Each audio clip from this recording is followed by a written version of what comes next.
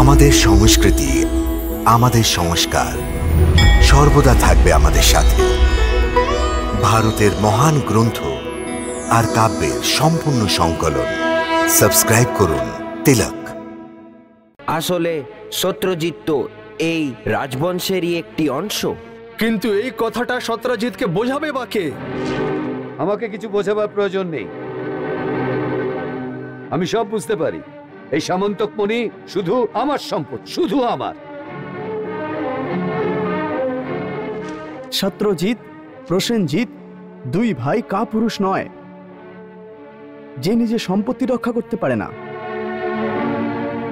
আর এই মণি তো আমার নিজের ভাইকে ওনার নিজের ভূমি থেকে প্রাপ্ত করেছেন, তাহলে আমরা একে দ্বারকাধীশকে কেন দিয়ে দেবো? কারণ এতে সম্পূর্ণ দ্বারিকার মঙ্গল জুড়ে আছে। এই মণি থেকে যে সোনা বেরোবে ওইটা নগর লোকদের মঙ্গলে ব্যবহার করা হবে।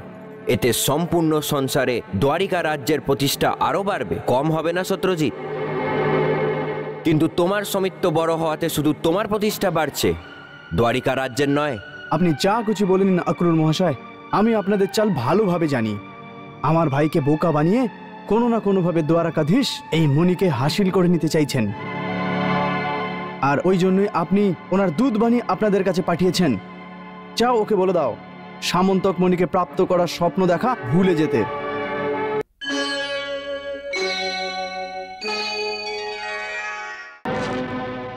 সত্যজিতের এত বড় দুঃসাহস যে ও দ্বারকাধীশকে ভালো মন্দ বলছে।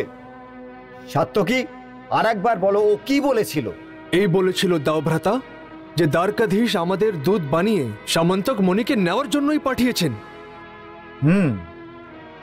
আমারই রাজ্যে থেকে আমারই নিন্দে করবে।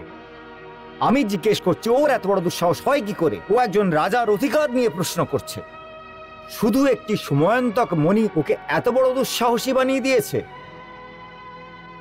তোমাদের কথা শুনে তো এটাই মনে হচ্ছে ওকে রাজাদের অধিকার কি সেটা বোঝাবার সময় এসে গেছে।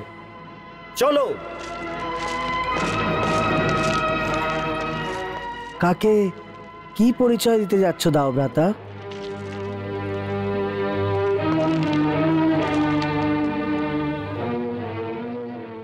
কিছু না কানহা, সত্যজিতের অনেক অহংকার হয়ে গেছে। ওকে রাজাদের অধিকার কি তা বোঝাতে যাচ্ছি আমি। কেন?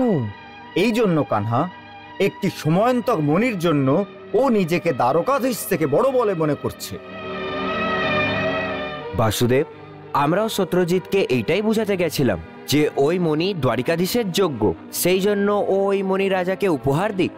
কিন্তু ও আমাদের কথার অপমান করলো।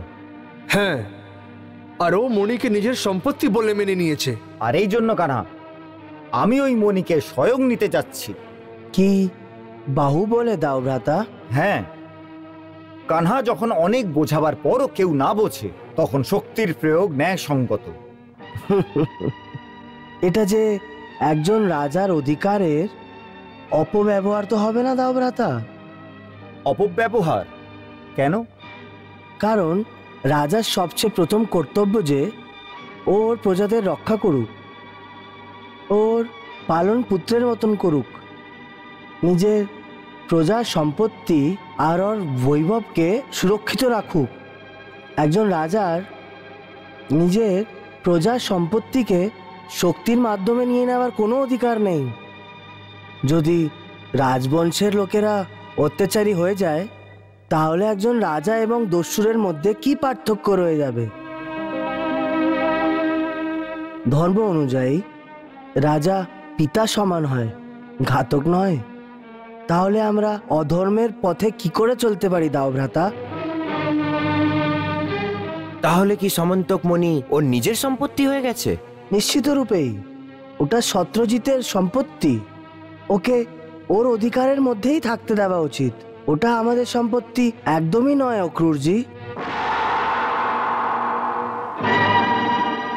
ওইদিকে অন্য একদিন সত্যজিতের ভাই প্রসেন যখন শিকার খেলতে যাচ্ছিল তখন ও নিরাপত্তার দৃষ্টিতে সামন্তক মণিকে নিজের সাথেই নিয়ে যায়। তুমি চিন্তা করো না সত্যজিৎ, এই টাকা আমার কাছে সুরক্ষিত থাকবে।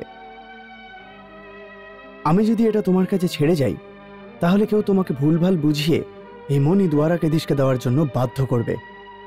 আমি শিকার থেকে এসে তোমাকে ফিরিয়ে দেবো। ঠিক আছে ভাই, আমি তোমার জন্য অপেক্ষা করব।